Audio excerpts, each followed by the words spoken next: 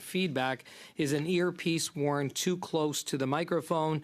We therefore ask all participants to exercise a high degree of caution when handling the earpieces, especially when your microphone or your neighbor's microphone is turned on.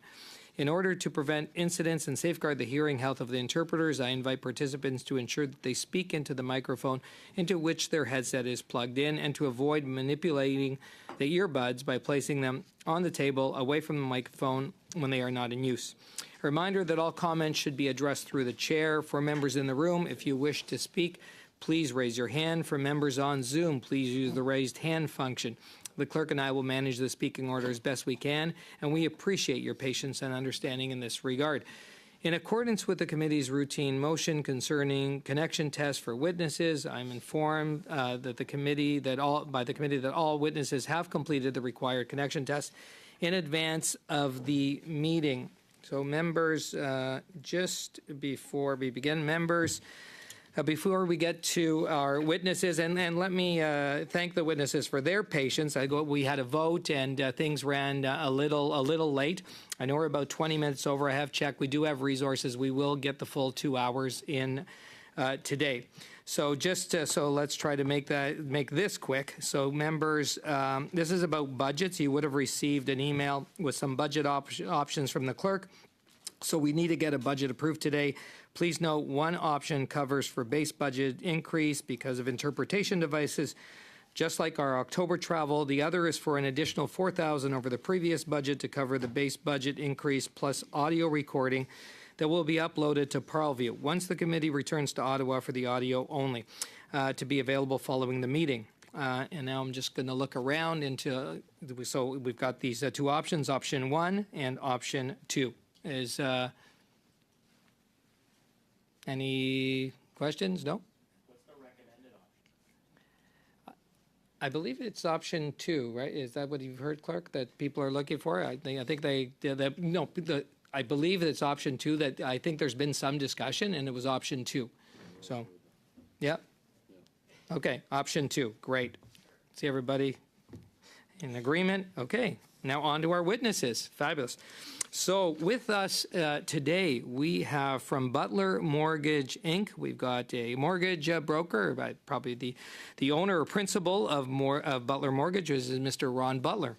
Welcome. And from Marquee Developments, a partner there, we have Ms. Jennifer Kiesma. Welcome, Ms. Kiesma. And from Mortgage Professionals Canada, Director of Public Affairs, Ms. Jasmine Tour is with us. And from the Shift, we have Leilani Farah, who's the Global Director, and she comes to us via video conference.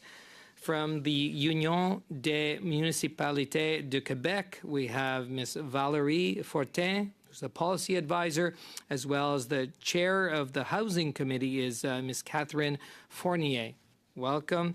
And our witness from West Neighborhood House, the executive director, Maureen Fair, is joining us. And with that, we're going to have the witnesses give us their opening statements. And we'll start with Butler Mortgage. Mr. Butler, please, for 5 minutes. Thank you. And it really is an honor to be here. You know, as a teenager, I was fascinated by politics and government, and I know people say it's an honor to be here, but it actually is an honor for me. It's striking, and thank you for having me. This housing crisis that is obvious to anybody who lives in Canada is a very real thing. It's difficult, it's complex, but in essence, there's a simple part of it. The price of houses is too high in Canada, and rents are becoming unmanageable. So as we move in that direction, we must find solutions. The solutions have to be found for the next generations, for the people of the future who want to own homes and are finding it effectively impossible. So young people, the size of the down payment they must accumulate and the level of income they must attain in at least 50% of Canada right now is stratospheric. We have prices that are an average of $1 million, excess of $1 million in British Columbia and Ontario. And the hope of people, young people, I talk to them every day, of achieving what's necessary to get to the point of being able to buy a home, it's effectively impossible for the majority of them. They tell me that. They tell me that they've, in many cases, given up hope. We also have, through these very high house prices, combined with now much higher mortgage rates than we've experienced for almost a decade, incredible pressure on rents. And in many areas of Canada, this is becoming almost unmanageable. People are confronted with increases in rents, or if they have to change accommodation, the new rent is just so high, it's just really, in some cases, they can't do it. They have to find other ways, move in with others, get support from family, so many cases that we know about. And finally, there is a pernicious effect of outside money coming into Canada from other countries. You know, the foreign buyers ban is a great first step, but money comes into Canada in ways that people don't completely understand. And if you're using a house as a safety deposit box for money that you've brought over from another country, it has a major impact on the marginal price of houses. Because the person who's using it for storage of his money or her money, they don't particularly care what the price is. They just want to move the money. And this is one of the reasons that I believe that we saw the foreign buyers tax come into place in the first place. Now, fixes, there's a few. Let's start with something that's going on in British Columbia right now, which is the banning of short-term rentals. Short-term rentals are pernicious. They are all wrong for our country. I mean, it just literally doesn't make any sense. If you think about what a hotel is, it's locations in great tourist areas and urban centers. It's a great advertising capacity, and it's a terrific reservation system. Well, that is Airbnb. That's what Airbnb is. So it is effectively a hotel. It's effectively an illegal hotel. And we have lots of hotel space in Canada. We don't need particularly any more hotel space. So why do it? Because it's profitable. Because it allows landlords to make money in ways that they couldn't if it was a long-term tenant.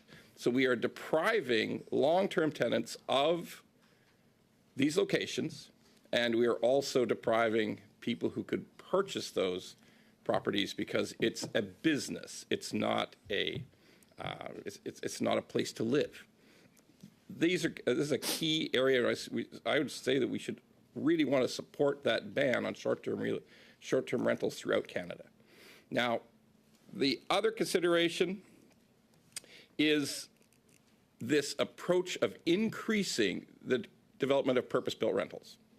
The GST waiver was a tremendous positive move. Many provinces will match the PST waiver, and this is going to change the face of purpose-built rentals, but there's a long way to go. I think Ms. Keesmaat will talk about the fact that there is just so much cost, development cost associated with creating these new projects. There is so many loads of taxes and development fees and things that the municipal governments layer on, that these projects could be much, much more feasible if there was some pullback from the amount of development fees, local taxes, and red tape and NIMBYism that prevents multiple dwellings in areas that should be upzoned. I mean, there really is no reason why the provincial mandates to increase zoning in municipal areas, to allow for multiple dwellings, shouldn't be forcibly endorsed by the government, the federal government. Thank you. Thank you, Mr. Butler. Right on time. And now over to Ms. Keesmaat, please. Good afternoon, honourable members. It's wonderful to be here today. You will hear some of the themes that my colleague just outlined reiterated in my presentation. I'm trained as a professional planner, but I've now switched teams and I'm a developer and I'm developing housing in the GTA. In 2019, I created a development company with my colleague Jason Marks, who had been building rental housing in the City of Toronto for nearly a decade.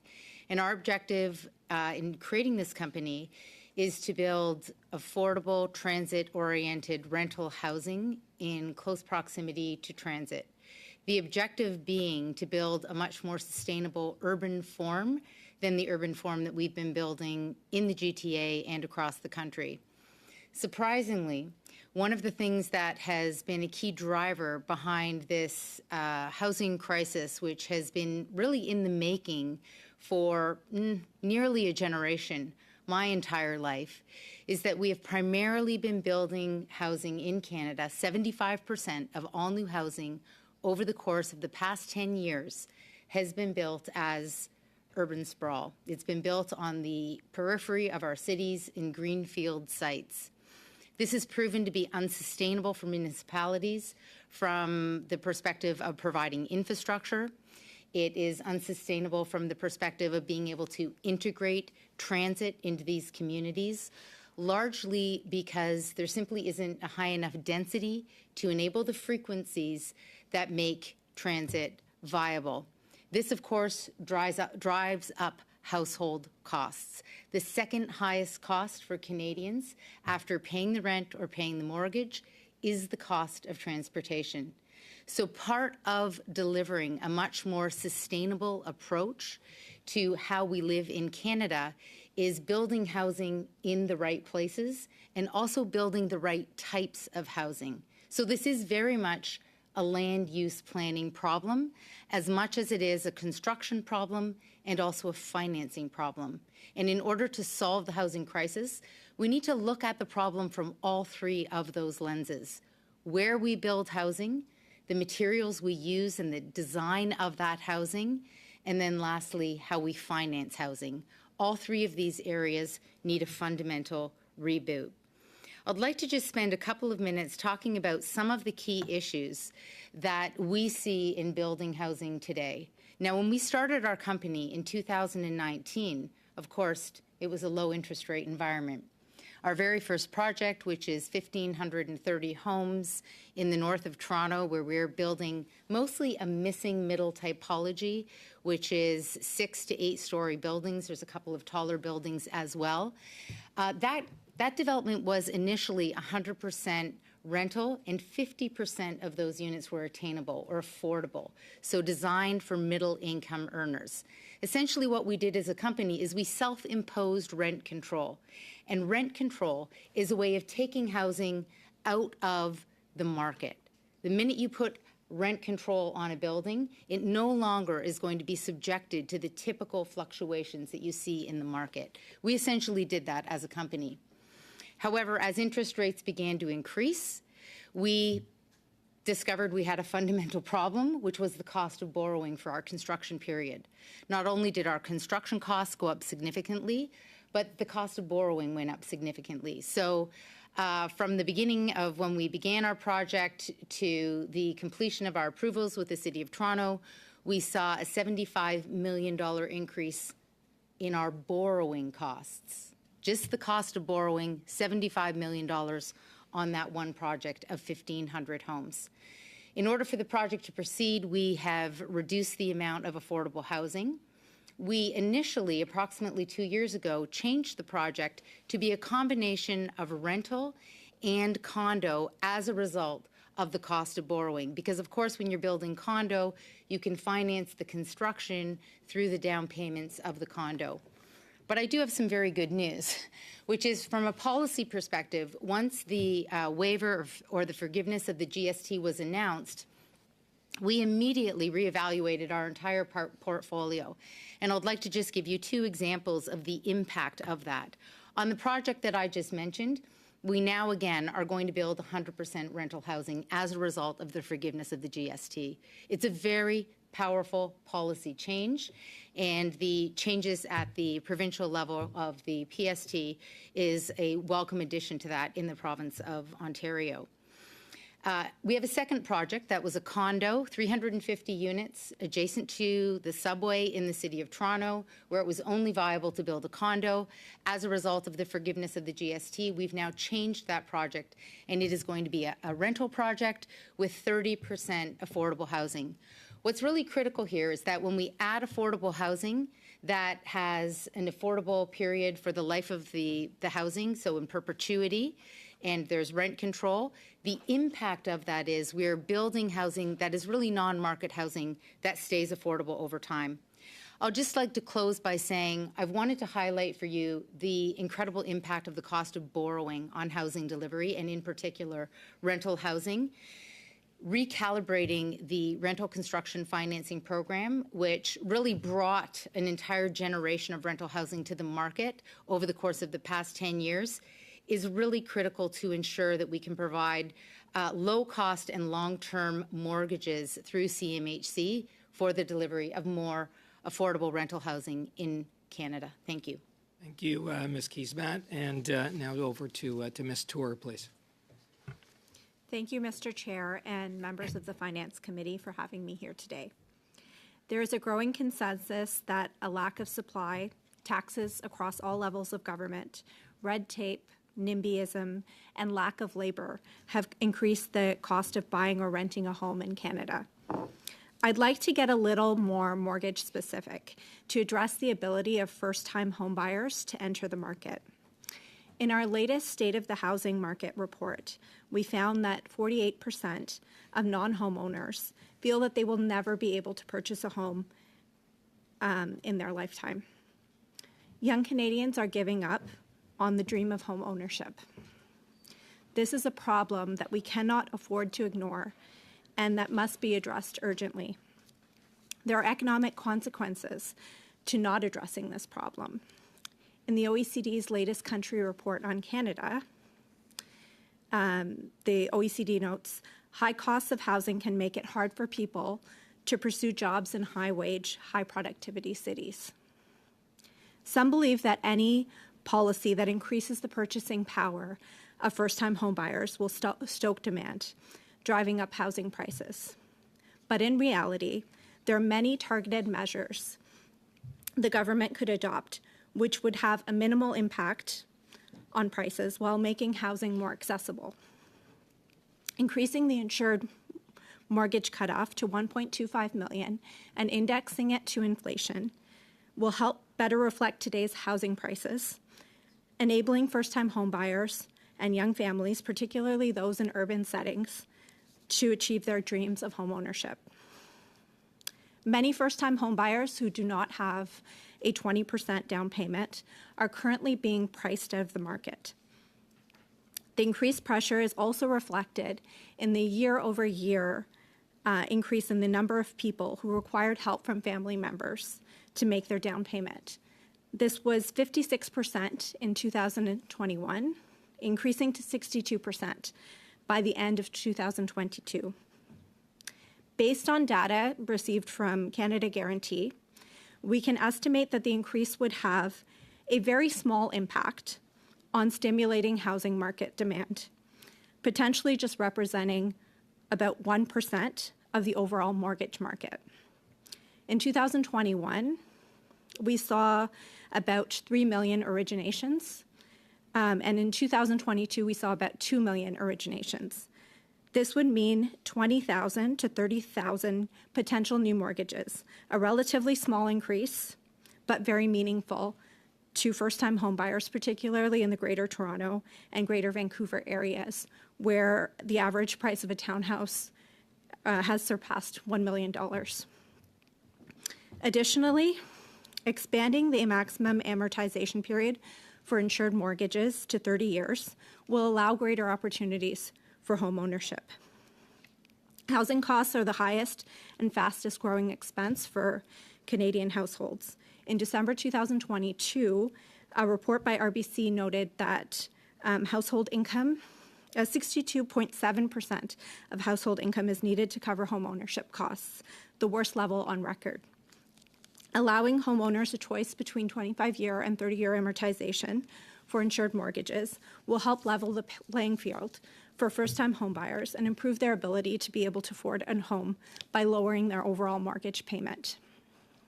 Criticisms have focused on anecdotal examples from other countries, such as a program in the United Kingdom, which offered homebuyers down payment grants, a far more wide-reaching policy than what we are suggesting here. We should be wary of comparisons with markets far different than Canada and policies that do not compare with what we're suggesting. Some other criticisms of 30-year amortization is that homeowners would pay more interest over the life cycle of their mortgage. A major flaw in this argument is that many Canadians are not holding on to their homes for 30 years. In fact, our recent consumer survey saw 43% of Canadians move their primary residence every 10 years. In addition, the extra monthly savings would enable families to better afford their mortgage payments and help with long-term financial planning, such as contributing to an employer RSP plan. With the right policies in place, the federal government can help ensure the dream of homeownership remains available to Canadians. Thank you. Thank you, Ms. Tour. And now we'll go to Ms. Farah by video conference, please. Thank you. Good afternoon. I'm Leilani Farha. I'm the director of The Shift, a human rights organization focused on housing and finance, and I'm the former United Nations Special Rapporteur on the right to housing. Before my substantive comments, I would like to say that I come here with a very heavy heart. As an Arab Canadian and an expert in international law, I am disturbed by the human rights violations occurring in the occupied Palestinian territories and in Israel. To prevent any more innocent lives lost and to retain Canada's historic reputation of upholding human rights, I ask you to consider signing the ceasefire letter that your colleagues have put forward if you haven't already. This committee has heard from witnesses who've diagnosed that the housing crisis in Canada is attributable to a lack of supply, suggesting that we need to build around 2 million units in the upcoming years to solve the housing crisis. I want to challenge this Eco 101 approach because without significant fine-tuning, it risks producing more of the same. A lot of too expensive housing and a whole lot of profits for a few without meaningfully contributing to solving the actual crisis.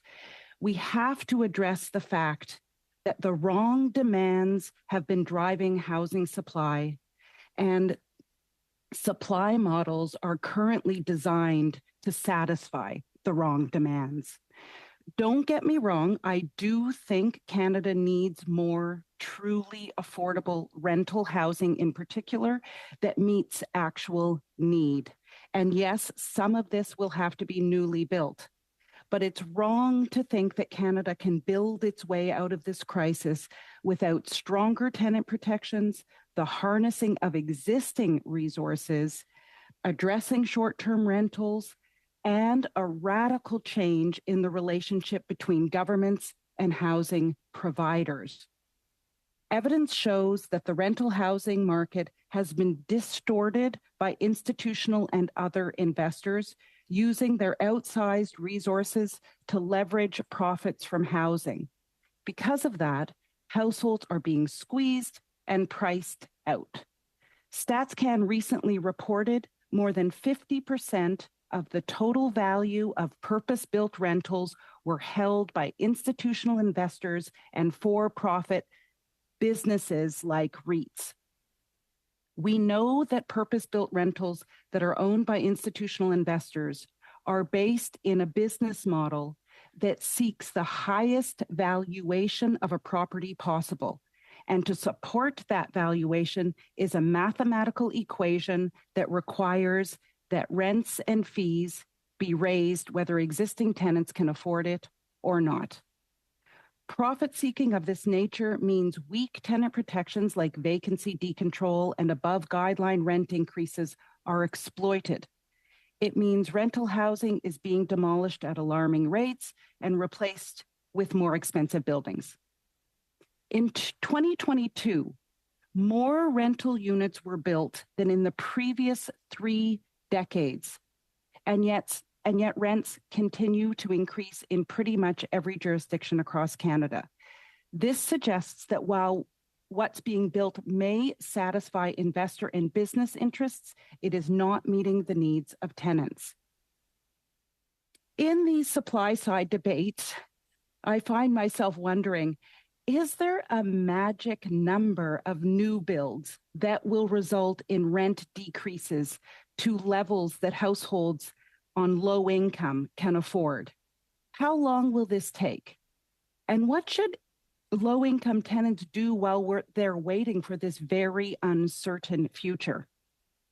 I propose that a supply side response needs to be situated within legislative and policy conditions that will produce the right kind of outcome, an outcome that ensures that those in housing need can access any of the new units, that rents are set at levels people can actually afford, and that new builds don't displace existing tenants through evictions, and that housing be used for its primary purpose as a home.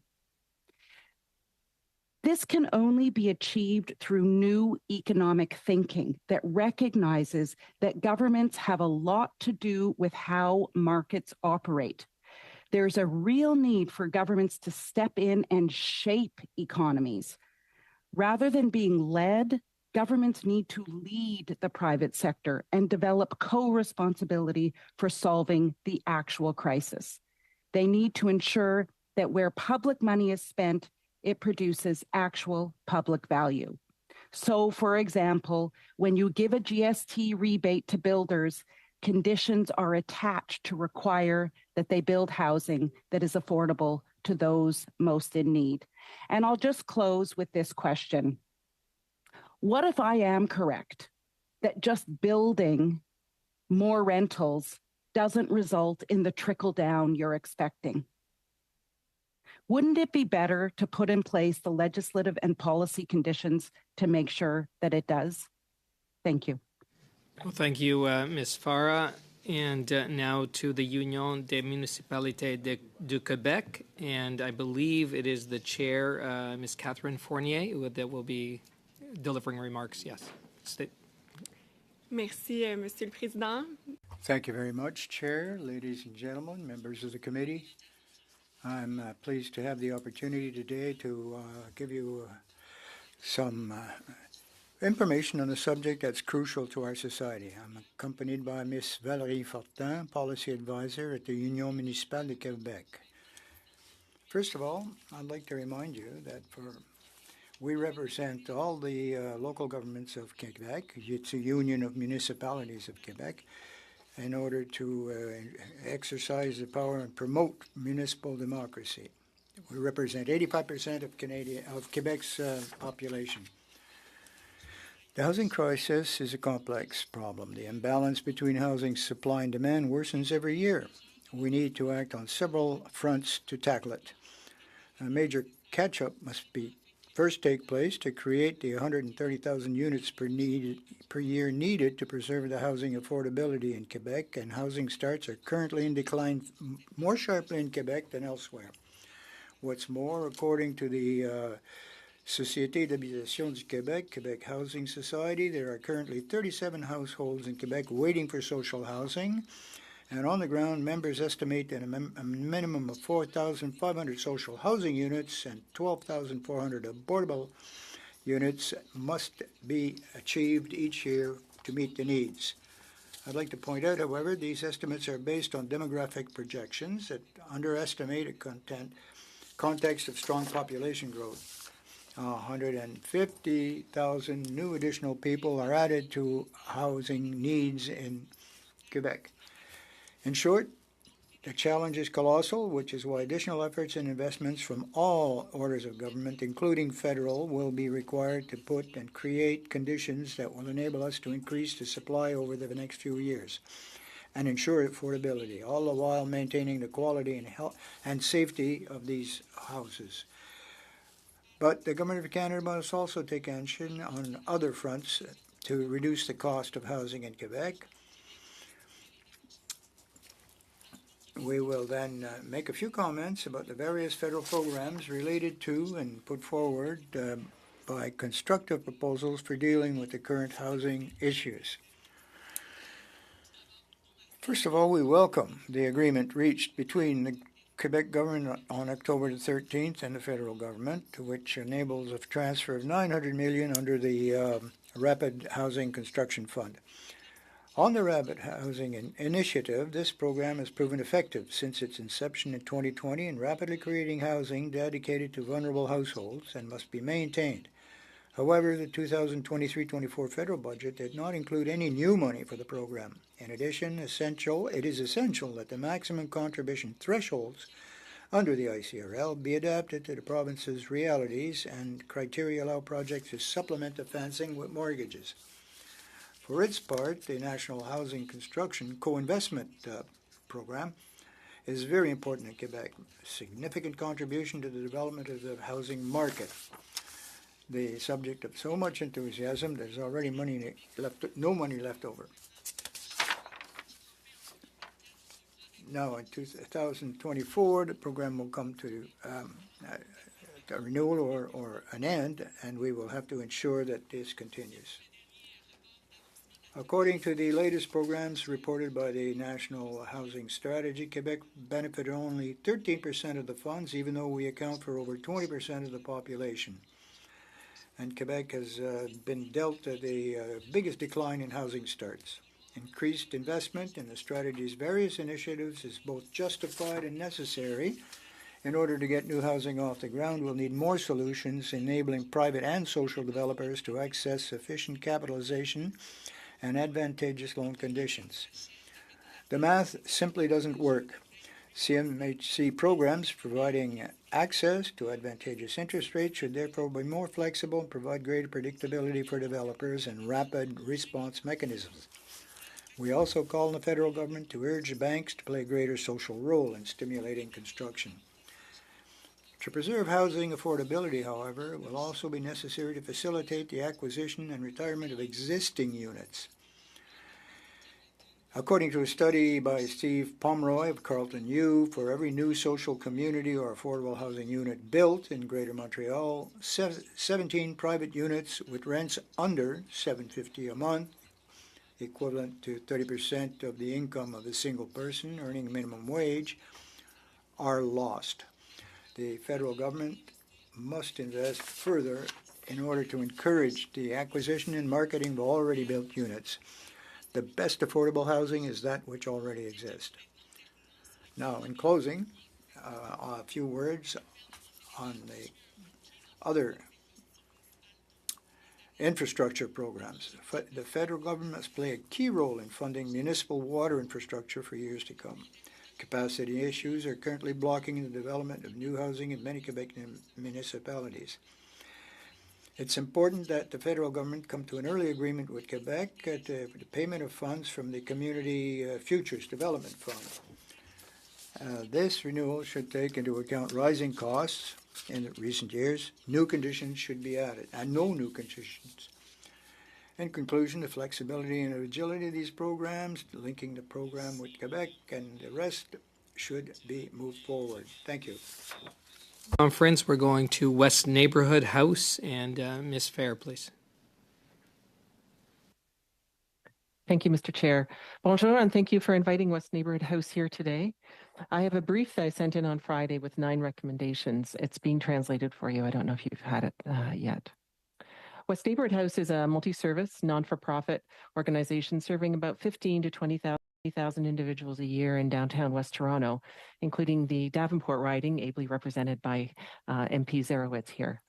We work with people experiencing homelessness, low-income people and families, seniors, and many of those seniors are cash poor, but housing rich. Despite our name, West Neighborhood House, we currently don't provide shelter or housing, but I will describe our effort to do so in a few minutes. First, I want to speak about building new housing supply for lower income people, including new entrants into the labor market, such as young adults and newcomers.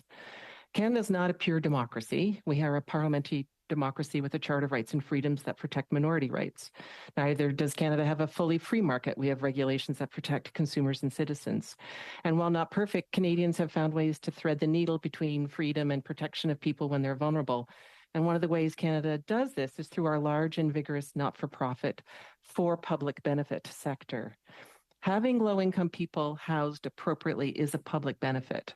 We all benefit from having young adults and newcomers able to get and keep work because they're housed and stable. We all benefit from having workers live near their workplaces and not having to lose hours of their daily lives in transit. We all benefit from children from low-income families having a stable and appropriate home. We recommend that the federal and provincial governments invest more in not-for-profit provision of housing, separate from for-profit housing. The opportunities in the not-for-profit sector include operating affordable housing and/or supportive housing, cooperatives, and community land trusts for keeping land as a community asset. Nonprofits bring a number of assets to help the affordable housing crisis. Not-for-profits charities are mission-driven, not profit-driven, assuming profit expectations are approximately 5 to 8% return or more. This is a significant savings to the public purse. Many not-for-profits own land that can be used intensified for affordable housing with the right funding in place. And charities have a moral and legal asset lock to ensure public benefit for perpetuity, justing investment for a long-time payoff for the community. To give you a sense of the investment needed, I'll share a West Neighborhood House example. We have a half acre of land worth $50 million, which we want to contribute to affordable housing. Our pro forma to build 76 units, including 36 2- or 3-bedroom units for families, of moderately affordable housing at 80 to 100% of the local median market rate, shows a total cost of the housing at $52 million. The rents over 50 years could sustain about a $19 million mortgage. We have $4 million in development fee waivers from the City of Toronto. We now have approximately $5 million savings in GST and HST exemptions. Regardless of these inputs, there's still a gap of $22 million. This housing, it's actually, $19 million. Sorry, that's a correction. $19 million gap. This housing is a public benefit that needs investment, we would argue, from a revitalized national housing strategy. From our experience, the National Co-Investment Fund needs a complete rethink and stable rules. In addition, we've not seen significant or sustained benefits from the much vaunted private-public partnerships of investment by different levels of government, with many short-sighted terms of affordability for 10 or 15 years only. There are promising initiatives such as the Federal Rapid Housing Initiative, which I've heard other witnesses speak of as well. It is a really great program. The federal government covers most of the capital costs. By reducing or eliminating the need for debt financing for affordable housing, we'll have freed up funds for additional affordable housing or other priorities. For our project alone, the $19 million mortgage would cost an additional $24 million in interest over the 50 years. Building housing is expensive, but the cost of not building affordable housing is also very expensive. The City of Toronto's just released some numbers about the financial costs of shelters and hospitals in comparison, where people are unhoused, end up. It's much higher in the long run, and there's additional costs to the quality of people's lives in those places. Given that shelters and hospital costs are mostly within provincial and municipal jurisdictions, there's a clear financial case and incentive for different levels of government to cooperate about affordable housing. And one example is addressing vacancy decontrol. That would have an immediate benefit. Finally, I want to, like other witnesses, also offer a recommendation about stemming the losses of currently affordable housing. We recommend a tax deferral or forgiveness for private landowners who sell their multi-unit residential buildings to a not-for-profit. This will counterbalance the investor-driven takeovers of relatively affordable rental buildings at a much cheaper cost, 30 to 40% cheaper cost than new builds. Thank you again, and merci for including West Neighborhood House today. Well, thank you, Ms. Fair, for your opening statement, and thank you to all the witnesses for your opening statements. We have a great group of experts here on housing, and I know the members are eager to ask you many questions, so we're going to get right into it. In our first round, each party has up to 6 minutes to ask you witnesses questions. So we are starting with MP Chambers for the first 6 minutes. Thank you very much, Mr. Chair. Welcome to our witnesses. I echo the chair's comments. A great panel. I want to spend a bit of time with Mr. Butler, though, to start off. Thank you for coming. I know you said it was an honor, so it's nice to have you here. I've said before that nothing ever good comes from Twitter, Although I would say, given your bluntness and advice that you like to provide in a nonpartisan way, I would suggest is perhaps one of the reasons why you found yourself providing witness testimony today. So maybe in your case, it's a good thing. If you were king for a day and you could change a couple things that would help Canadians out with respect to housing, what would you do? Well, in my opening remarks, I talked about things that I thought about that would create immediate change. The ban on short-term rentals would create immediate change. It would immediately reduce prices instantly. It would discourage developers in the private sector from building micro condos, from building a 385 square foot condo, which is frankly ridiculous. It would eliminate the desire to create that product because there's no market for it other than as an Airbnb. So it would have, and the release of inventory into the space would be immediate. The investors in these Airbnb projects would simply say, well, can't make any more money, I better sell it. And it would be sold to a long-term landlord, or better still, it would be sold to individuals who want to live in the units, which is critical. So that is a great benefit. And the next move has to be that we look at the number of empty homes in major cities in Canada, both in Toronto, the whole of the GTA, and in Vancouver. This area of empty homes, it's real. Like, often people say it's false. You get that feedback in social media that it's not real. There's no empty homes. People like to talk about it all the time. But it's also obvious that there are. The recent Toronto move to tax empty homes, there might have been as many as 28,000 that still has not been determined as yet. So heavens to Betsy, we should release empty homes into the hands of people who want to live in them. And that should be a priority for any government. I realize we've got overlapping responsibilities, provincial and federal, but heavens to Betsy, like getting quickly, efficiently, effectively more inventory into the hands of home buyers, that would be my top priority. Thank you. To follow up, you talked about investors, short-term rental investors, also foreign investors. What about retail domestic investors who use the equity built up in one property as a down payment for a future investment property? Any suggestions there? It's got to be a concern, and I'm not sure why it isn't a concern to OSFI, the banking regulator, that in reality we have created an environment of 100% financed rental properties in Canada.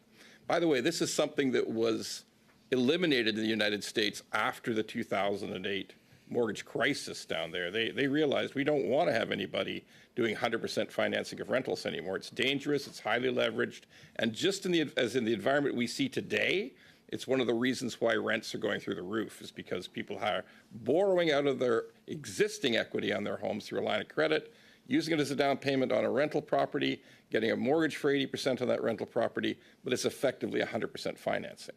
So it's a very, very simple move for the banking regulator to say, we don't want any more borrowed down payment on rental properties. And that would take a lot of the leverage out of the system. And ultimately, you know, to Jennifer's point, professionally managed, and to the other witnesses' points, of professionally managed, safe, like large-scale rental buildings provide, there's no such thing as rent eviction, there's no such thing as demo eviction, there's no such thing as family eviction. It's a safer model for everybody who's in a long-term rental, and this change of eliminating the borrowed down payment for rental properties would allow that amateur landlord to go out of the system. Thank you. A couple quick questions with my remaining time. Would you support an instruction or a move by CRA to verify income for the purposes of mortgage on behalf of borrowers to lenders? It would be my greatest wish to simply define it quickly for the committee. There is way too much document fraud, income document fraud in Canada. There is way too, you can buy T4s for $8.99 on Reddit. Okay, it would be very useful and a very simple fix to simply say, CRA, we need some linkage to the big banks who have highly secure systems. If, in fact, we have a document that the consumer has provided us, the borrower has provided us, let's just verify that one single box on that notice of assessment, line 15,000, that is the same as CRA has in their system. I even believe CRA has a budget for it. They just can't be bothered today. Thank you. Last question. Does it make sense for OSFI to enforce the B20 rules upon renewal? Absolutely not. There's no sense to enforcing the B20 rules, because let's just look at a renewal. If you're a consumer, you have a mortgage, you have a borrower, you have a mortgage, you want to get a better rate, you want to search for a better rate. You're not looking for $1 more of financing. You're not wanting to change your mortgage 1 penny. And yet, the banking regulator says, well, we have to impose a 2% stress test on this thing by which you cannot get one single extra cent. You're just looking for a better deal on your mortgage. And there's no reason, and the regulator has not even developed a convincing reason. It's very mysterious why they think it's still important to have a stress test. But it makes no sense that you can't shop for your mortgage. Wouldn't everybody here who has a mortgage like to be able to shop effectively for it? And if that 2% stress test stands in the way, why should it? It doesn't make any sense. So, yeah, I believe that's my change time. Thank you very much, Mr. Chair. Thank you, Mr. Butler. Thank you, MP Chambers. And now to MP Baker for 6 minutes. Thanks very much, Mr. Chair, and thank you to all the witnesses for being here today. I've learned a lot, and I'm sure we'll learn a lot in the remaining time at our committee here. One of the things I learned is that you can buy things on Reddit. I didn't even know you could do that. I wouldn't necessarily advise it based on my experience on Reddit, but that's a good thing to know. I'm going to direct my questions to Ms. Keesmaat to begin, pardon me. And I'm going to begin with the recent announcement by the federal government to remove the GST on rental construction. What do you think the impact of that will be on getting apartments built? Thank you for the question. I can't speak for other developers, but I know there have been some significant announcements in the City of Toronto whereby developers are reevaluating condo projects and now looking at the viability of building rental projects instead, as we have done as well. But probably the most significant impact has to do with financing and